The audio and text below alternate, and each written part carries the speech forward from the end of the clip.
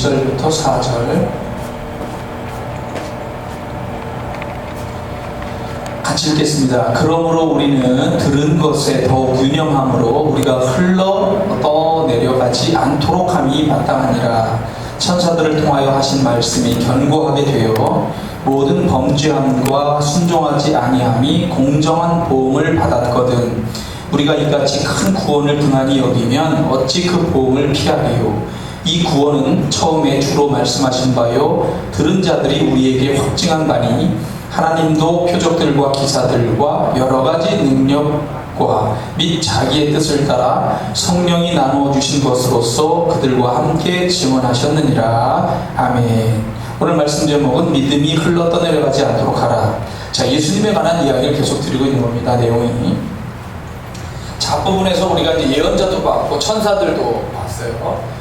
예언자보다 하나님의 말씀을 전해주는 예언자들보다 훌륭하신 예수 그리스도, 천사들이 다양한 활동들을 하는 걸 우리가 3번에 걸쳐서 말씀을 드렸는데, 그런 천사들의 엄청난 이야기들을 보면서도 참 놀라운데, 그들을 부리고 명령을 내리고 이렇게 하시는 분이 하나님이에요.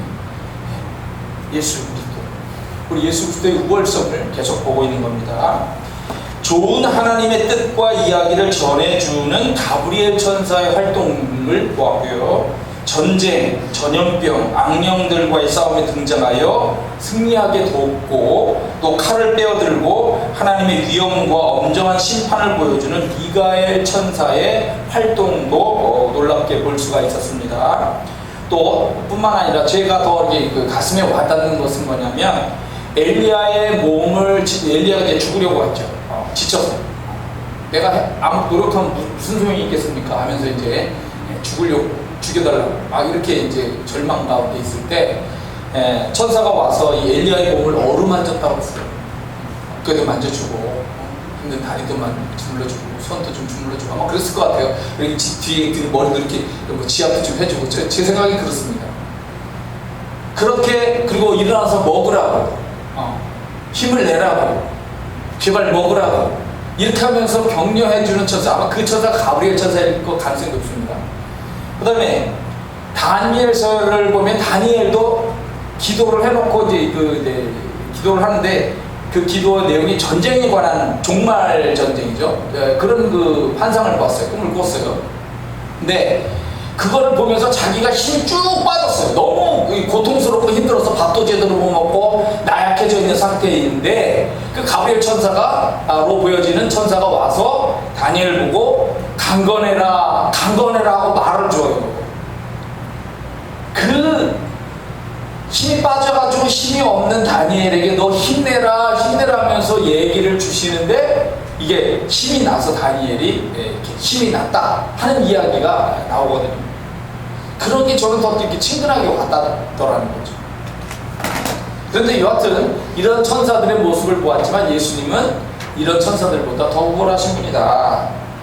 그리고 예수 그리스도를 통해서 나타난 하나님의 뜻, 계시라고 합니다. 계시, 그걸 우리가 이제 복음이라고 요즘에는 이제 당연히 표현을 하는데, 하나님의 계시인 복음을 우리는 더욱더 주의하여 귀하게 여겨야 된다는 말씀을 오늘 하고 있는 겁니다. 자, 1절 말씀을 봅니다. 그러므로 우리는 들은 것에 더욱 유념함으로 우리가 흘러 떠내려가지 않도록 함이 마땅하다. 자, 복음에 유념하지 않으면, 유념이라는 말은 마음에 두고 생각한다는 거예요. 우리가 복음을 마음에 두고 생각하지 않으면 흘러서 떠내려가게 된다는 겁니다. 이 흘러 떠내려간다는 헬라어 말이 파라리오멘인데 4가지 뜻이 있습니다. 이게 흘러간다, 흘러서 지나간다, 이런 첫 번째 뜻이 있고요. 미끄러져서 달아난다는 거예요. 미끄러져서 달아난다. 영어 표현으로 보면은 작별의 인사도 없이 떠난다는 거예요. 슬그머니 살짝 가버린다는 겁니다. 씻겨 없어진다, 씻겨서 내려간다, 이런 3번째 뜻도 있고요. 4번째는 떠내려가 버린다. 떠내려가는데 그냥 떠내려가는 게 아니고 그냥 흩어져 버리는 거예요. 바다에 이제 가면서 이렇게 점점 산산조각나듯이 이렇게 흩어져 버리는 거죠. 그러니까 우리가 받은 이 복음이라고 하는 거를 내 마음속에서 항상 잘 지키려고 하지 않으면 이것이 흘러가 버리거나 미끄러져서 달아나 버리거나 씻겨져서 없어져 버리거나 떠내려 가서 흩어져 버리는 일이 생겨진다는 거예요. 이거를 학자 중에서는 반지가 손가락에서 빠진다는 표현을 했습니다. 반지가 손가락에서 나도 모르는 사이에 빠져가지고 잃어버리는 거예요. 복음에 대한 관심 부족, 부주의가 진리를 잃게 만든다. 뭐 눈이 나빠서 이렇게 눈에 이렇게 끼는 그 렌즈 있죠, 렌즈. 그거 잘 잃어버리는 사람들 있죠, 그죠? 세수하는데 우연히 훅 빠져버리는 거예요. 나도 모르는 사이에. 그리고 이미 물을 내려가지고 이게 하수구로 빠져버려. 그런 경험 그 렌즈 하시는 분들은 한 번씩 겪습니다. 잃어버린다. 복음을 잃어버린다. 귀한 걸 주셨는데 잃어버린다는 거예요. 성경에도 보면 잃어버리는 경우들이 많이 나타납니다. 하나님의 뜻 가운데 잃어버리는 경우도 있긴 한데, 집안에 귀한 악나귀를 잃어버린 사울의 집이 등장하고요. 또 미가가 등장하는데 사사기에는 은 1,100을 잃어버렸다. 많은 돈을 잃어버렸어요. 또 군대를 잃어버린 경우도 있죠. 왕이 전쟁을 수행하는데 제대로 못해서 군대를 잃어버리기도 하고, 존귀와 영광을 잃어버린 사람의 이야기도 잠언서에 나옵니다. 가족을 잃어버리고 자녀를 잃어버리고 건강을 잃어버리고 생명을 잃어버린 사람들도 있어요. 그런데 무엇보다 중요한 것이 하나님의 복음, 진리를 잃어버리면 큰일 난다, 치명적이다 라고 얘기를 하는 겁니다. 많은 이단들이 지금도 활동을 하고 있죠. 거짓 복음, 거짓 진리를 가르칩니다. 자기들의 교주를 메시아나 성령님이다 라고까지 현혹시키면서 하나님 앞에 욕을 돌리는 거예요. 많은 사람들의 생명을 낚시질합니다. 훔쳐갑니다. 이들의 꼬임에 빠지면 큰일 나는 거예요. 저한테도 그렇게 한 사람이 이렇게 카톡에 오는 사람이 있어요. 왜냐면 같이 활동을 했기 때문에 제가 그거를 경고를 했었거든요. 그렇게 하면 안 된다. 거기 가면 안 된다. 근데 아마 제가 볼 적에는 그 사람이 빠진 것 같아요. 저한테도 그런 카톡이 오는 걸 보면 제가 큰일 난다, 그런 얘기를 제가 그 카톡으로도 보냈는데 말이죠. 도스토예프스키의 죄와 벌이라고 하는 유명한 소설이 있습니다. 이 주인공이 이제 라스콜리코프라고 하는 남자가 있습니다. 라스콜리코프. 이 사람이 세상을 볼 때 세상 사람들이 두 종류로 나뉘더라는 거예요. 한 사람은 비범한 사람들, 비범하지 않은 범인이라고 해요. 보통 사람들로 나뉘어지는데 자기는 비범하다라고 하는 속에 속한다라고 생각을 하는 거죠. 그러면서 세상을 이렇게 봤을 때 이 세상에 악한 사람들이라고 얘기할 수 있는 사람이 보이더라는 거죠. 그 사람이 누구냐? 전당포의 노파입니다. 그래서 이 전당포의 노파는 인색하고 가난한 사람을 괴롭히는 돈 많은 사람이다 라고 생각이 들었고, 이 사람을 죽여서 그 돈을 빼앗아 가지고 여러 사람들에게 나뉘어주면 더 행복하지 않을까? 그래서 살인을 저지르고, 그리고 도망치고 살인을 저질렀는데 자기의 영혼이 더 풍부해지는 것이 아니라 피폐해지죠. 괴롭죠. 그러다가 한 소녀를 만납니다. 이 소녀는 소녀인데 가난한 환경에서 희생하면서 가족을 부양하는 소녀입니다. 가난한 환경에서 희생하면서 가족을 부양하는 소녀. 그 소녀를 보면서 세상을 살아가는 방식이 가진 것을 빼앗아 가지고 가난한 자들에게 나뉘어주는 것이 평범한 부죠. 평범한 부를 평범하게 만드는 것이 이 공산주의식인데, 이렇게 하는 것이 행복하게 되는 것이냐? 그러니까 이 사람을 막 죽이든 뭐 약탈을 하든 말이죠. 가진 자, 잘 되는 자, 뭐 이런 사람을 뭐 이렇게 생각하는 거예요. 이걸 뺏어가지고 이쪽에 나눠주면 행복할 것이다. 이거와 그냥 묵묵히 어렵지만 그걸 이겨내면서 희생하면서 사랑으로 이겨내려고 몸부림치는 한 소녀와 충돌이 되는 거예요. 이 소녀를 만나서 어느 것이 옳으냐, 이게 이제 갈등과 싸움이 되어버린 거죠. 그러면서 자기가 고통스럽게 될 때 이 소녀가 가르쳐줘요. 이 소녀는 하나님을 믿었어요. 유신론자입니다. 이 라스콜리코프는 무신론자예요. 그러니까 유신론자, 하나님이 계시다, 하나님이 없다, 이 두 사람이 싸우는 거야. 그런데 자기의 죄가, 문제가 너무 심각하고 고민이 될 때 이 소냐가 가르쳐 주는 거예요. 당신이 피 흘린 이 대지에 이제 키스를 하라는 거죠. 키스를 하고 내가 사람을 살해하는 죄를 저질렀다 라고 고백을 하면서 이렇게 내가 죄인이라는 걸 인정하면 하나님이 용서해 주실 것이다. 근데 처음엔 거부하는 거죠. 하나님 어딨냐. 근데 결국 이 라스콜리코프가 소냐가 하라는 대로 자기 죄를 고백하고 이 소설이 끝나는 거예요. 자, 세상을 행복하게 만드는 비결이 무엇일까요? 가난한 사람들을 괴롭히는 것 같은 이 사람들을 이렇게 뺏어가지고 이렇게 하면 행복해질까요? 아니면 묵묵히 어렵지만 계속해서 사랑으로 희생하면서 이렇게 받쳐주는 것이 세상을 행복하게 만들까요? 이 두 가지가 오늘도 이 세상에서 싸우는 문제인 겁니다. 또 윤리라고 하는 것은 의무론적이라고 해가지고 불변의 도덕적 원칙이 있고 이거를 잘 지켜나갈 때에야 세상이 행복하다라고 하는 사람들이 있고, 이 윤리가 실제 상황으로 가보면 상황 속에서 달라질 수가 있지 않느냐.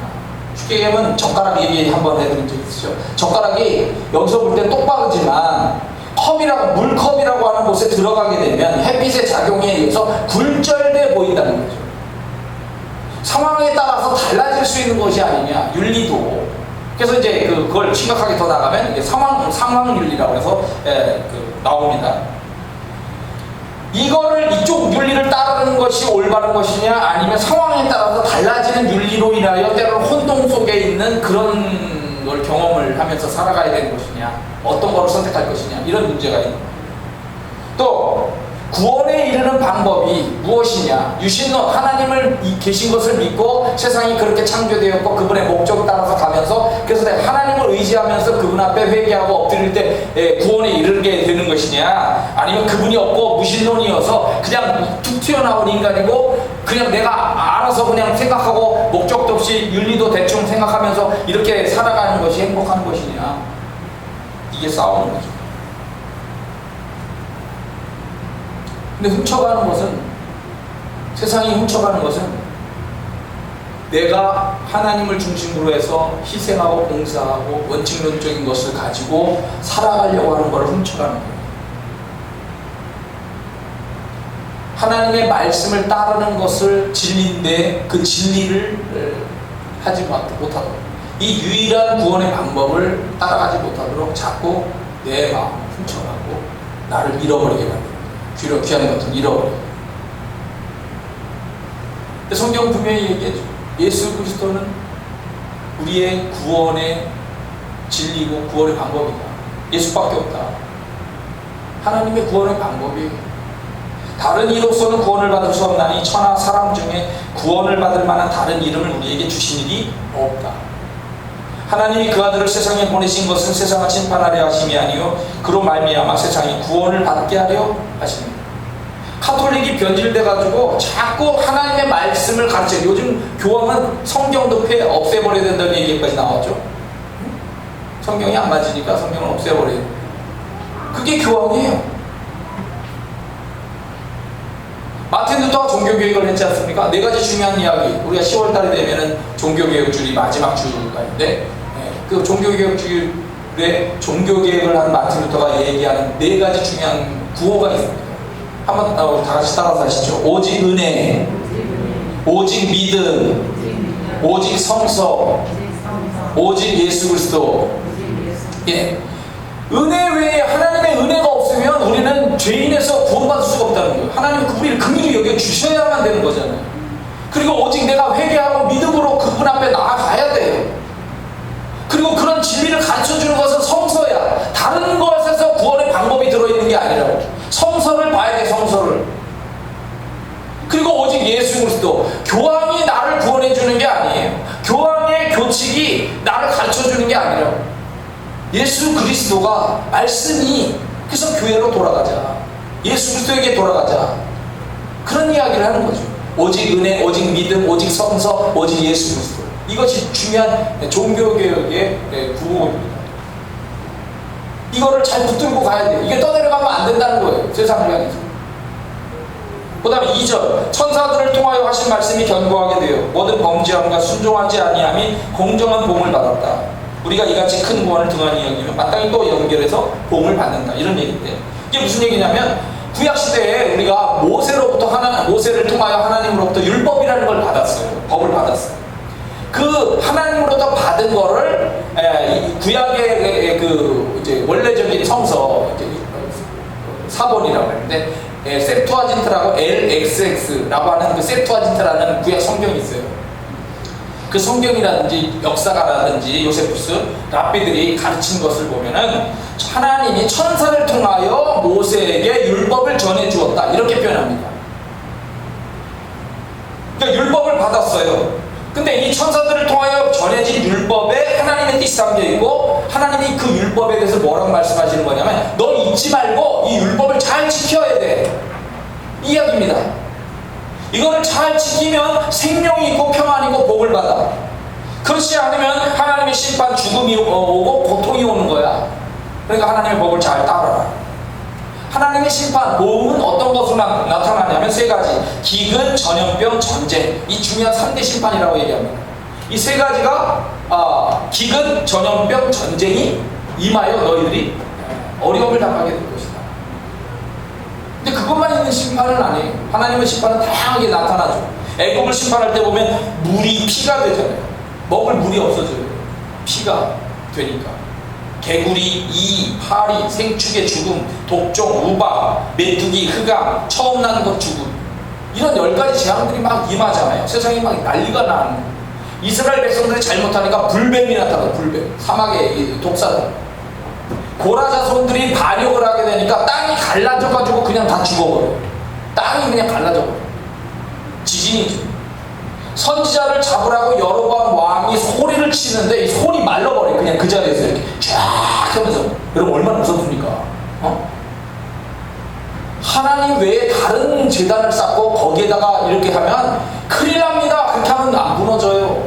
그러니까 왕이 화가 나가지고 선지자를 잡으라는 손이 그냥 그 자리에서 그냥 쫙 말라버려가지고 너무 무서우니까 살려달라고. 이제 다시 회복을 시켜주긴 하지만 하나님의 이 심판이 이렇게 나타나요. 사자가 나타나가지고, 곰이 나타나가지고 공격을 하는 것도 나오죠. 자녀가 죽기도 하고 반란이 일어나기도 하고.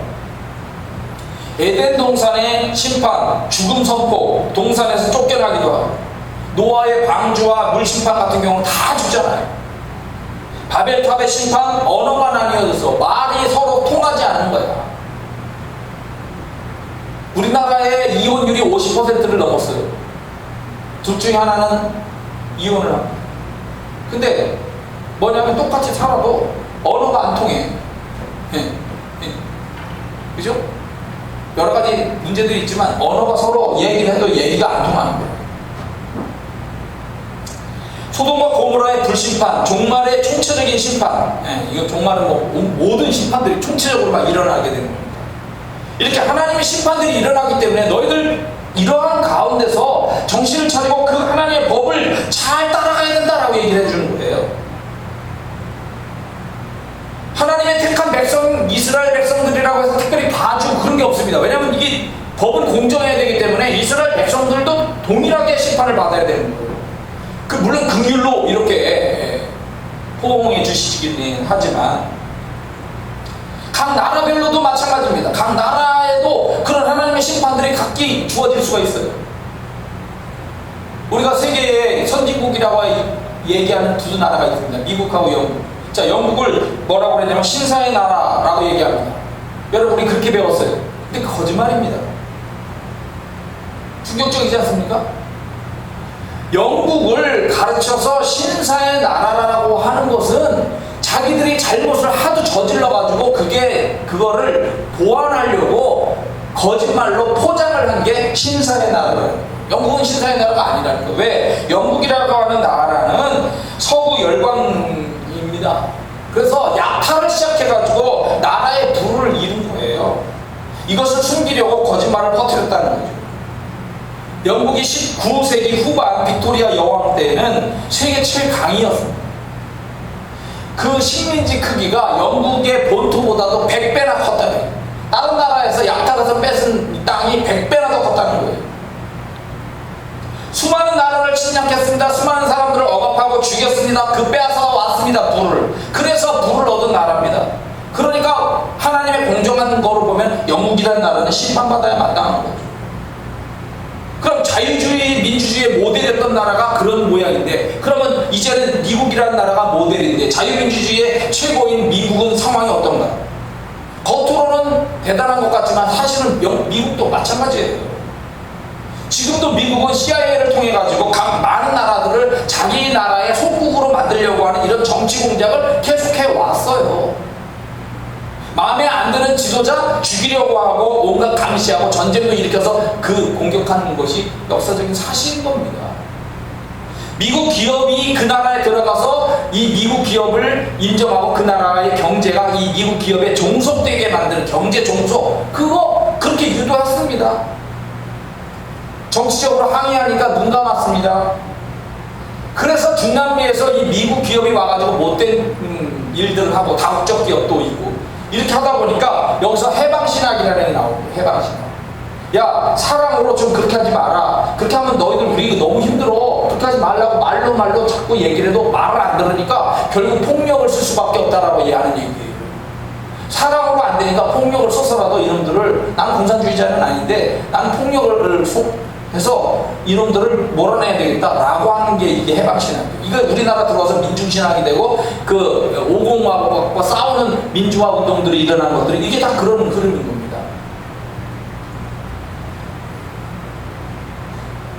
미국이 각 나라 지도자들을 매수하고 논문을 좋게 쓰게 만들고 이권에 개입한 거, 이걸 그대로 또 따라하는 나라가 중국입니다. 중국.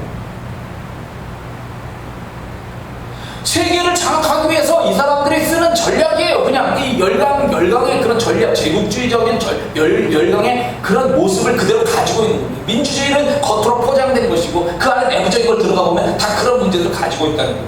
그렇기 때문에 세상 나라가 왜 하나님으로부터 심판을 받아야 되느냐? 거기에 문제가 있기 때문에 심판을 받을 수밖에 없다는 거죠.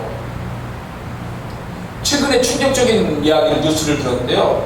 세계에서 지금 코로나 때문에 난리인데 백신을 다 맞으라고 막 난리를 치죠. 근데 백신을 만드는 제약회사가 돈을 벌고, 그죠? 근데 중요한 것은 백신을 거부한 나라들이 있어요. 지도자들 중에, 대통령 중에 우리는 백신을 맞지 않겠다. 너희들의 이 백신에 문제가 있다. 라고 하면서 거부한 나라가 많지는 않은데 가난한 나라들이에요. 이 지도자들 중에 9명인가 7명인가 그런데 그 중에 김정은만, 북한 김정은만 빼고 다 죽었어요. 암살. 무시무시한 얘기 아닙니까? 누군가가 백신을 거부하면 너 죽여버려 라고 경고를 하고 있다는 거예요. 비밀 공작이 있어 보이는 이 문제가 있다는 거죠. 그 다음에 델타 바이러스가 나왔는데 이 델타 바이러스가 인도에서 발생했고요. 람다 바이러스, 그 다음 더 심각한 람다 바이러스가 지금 중남미에서 발생했습니다. 적그리스도 세력인 일루미나티는 글로벌 세력이라고도 하고 다크 스테이트라고, 어둠의 정부라고도 하는데, 이 사람들이 얘기한 주된 목표가 뭐냐면 세계 인구를 5억 명으로 만들어 놓겠다는 거예요. 이 세력들이 인구를 줄이기 위해서 다양한 방법을 쓰는데 중국을 공격할 것이다. 왜냐하면 세계 제일 많은 인구를 가지고 있으니까. 그 다음에 아프리카, 그 다음에 인도, 그 다음 남미. 이 계산되는 순서거든요. 근데 그대로 지금 일어나고 있는 거예요. 이 전염병의 문제가. 그 다음에 새로운 바이러스가 이 델타, 람다 이런 바이러스들이 출현하면서 백신에 효능이 없다. 이 얘기가 지금 각 나라별로 계속 나오고 있습니다. 세계에서 제일 첫 번째 그 백신 맞았던 이스라엘 난리예요. 미국 난리입니다. 기존에 맞았던 백신이 아무 효과도 없다는 거예요. 그냥 돌파 감염으로 그냥 그것이 나니까. 왜 맞냐 이거예요. 왜 맞냐. 그래서 세상을 여하튼 혼란과 불안으로 몰아가고 사람들은 자꾸 죽어가고 이 무서운 어떤 계략이 있는 것 같은 현실을 보게 되는 거예요. 이것을 조작하고 계획하는 자들이 있어 보이니까 하나님의 심판도 당연하다라고 이렇게 얘기를 하게 되는 거죠. 여하튼 율법시대, 구약의 율법 시대건 신약의 복음의 시대이건 하나님을 거역하게 될 때는 당연히 심판이 있다라고 얘기를 하는 거예요. 그러니까 하나님 잘 믿어야 된다는 얘기죠. 복음을 잘 붙잡아라 이런 얘기를 하고 있는 겁니다. 하나님의 뜻은 예수 그리스도를 믿지 않고 그 복음을 거부하는 자들이라고 하는 종교적인 문제뿐만 아니라 하나님의 뜻을 정치, 경제, 사회 속에서 실현하기를 거부하는, 그러니까 공정한 정의를 거부하는 모든 자들에 대한 심판이고 가장 무서운 심판으로 임하게 될 거라는 거예요. 하나님 경고하고 있는 겁니다. 3절, 이 구원은 처음에 주로 말씀하신 바요 들은 자들이 우리에게 확증했다. 구약에서는 구약에 나타나는 것이 율법과 연관한 구원의 사건들인데 이것이 신약의 그림자입니다. 신약에서는 예수 그리스도를 통한 십자가의 은혜와 구원이 가장 완전한 구원과 계시다라고 하는 것으로 알려지고 있는 거예요. 가르쳐주고 있는 거예요. 이거를 사도들이 증명을 했고 많은 사람들이 사실이다, 진실이다, 확실한 것이다라고 우리에게 알려주었다는 거죠. 이것을 오늘날에는 교회를 통해서 전달하도록 이렇게 하는 거예요. 그렇기 때문에 이 확실한 하나님의 구원의 뜻을 거부한다면 구약에서도 정당하지 않은 문제에 대해서 하나님 심판했듯이 신약에서도 마찬가지로 하나님의 공정한 심판이 있을 수밖에 없다라고 얘기를 하고 있는 거예요. 마지막 4절입니다. 하나님도 표적들과 기사들과 여러가지 능력과 및 자기의 뜻을 따라 성령이 나누어 주신 것으로서 그들과 함께 증언하셨다. 하나님이 이것이 진짜다, 내가 계속해서 많은 사건을 통해서 보여주지 라고 얘기를 하고 있는 거예요. 이 길밖에 없어. 근데 하나님이 얘기하시는 증거가 4가지: 표적, 기사, 여러가지 능력, 성령이 나눠주신 것. 자, 표적이라는 것은 표시입니다. 증거예요. 하나님의 목적과 말씀을 전달하는 기적적인 사건, 그걸 표적이다. 신약에서 예수님이 여러가지 기적들을 많이 행하는데 그 중에서 특별히 예수님이 메시아다라고 하는 걸 가르쳐주는 특별한 사건을 표적이라고 얘기하는 거예요. 기사, 경이로운 기적, 초자연적인 기적입니다. 하나님의 구원을 또한 이것도 나타내고 신비한 일들, 기적들이 일어나는 거죠. 그 다음에 여러가지 능력, 하나님의 힘과 역사하심을 보여주는 것들입니다. 성령이 나눠주시는 것, 은사를 얘기하는 거예요. 하나님이 이렇게 표적과 기사와 여러가지 능력과 은사들을 통하여서 내가 천사들을 통하건 사람들을 통하건 예수 그리스도를 통하건 주는 이것이 진리이고 너희들이 이걸 따라야 된다 라고 하는 걸 계속 말씀했고, 이걸 만약에 너희들이 믿지 않으면 너희들이 심판이 있을 수밖에 없어, 보응이 있어 라고 경고를 하고 있다는 거예요. 무시하고 거절하고 외면하면 절대 안 된다. 이런 하나님의 은혜와 역사를 알고 믿고 우리는 잘 섬겨야 된다. 천사를 통하여 희미하게 보여진 것뿐만 아니라 예수 그리스도를 통하여 확실하게 보여주셨기 때문에, 그리고 이거를 확실하게 다양한 것으로서 이렇게 증거를 보여주고 있기 때문에 너희들은 이 믿음에 굳건히 있어서 절대로 흘러 떠내려가지 말아라 라고 말씀하고 있습니다. 여러분과 저의 삶이 믿음 안에 굳건히 있어서 흘러 떠내려가지 않도록 이 귀한 믿음을 잘 붙잡고 이렇게 달려가고, 우리는 하나님의 심판이 아니라 하나님의 구원과 은혜 가운데 복을 받는 여러분과 저의 삶이 되기를 축원합니다. 다 같이 한번 기도하겠습니다. 주님 말씀을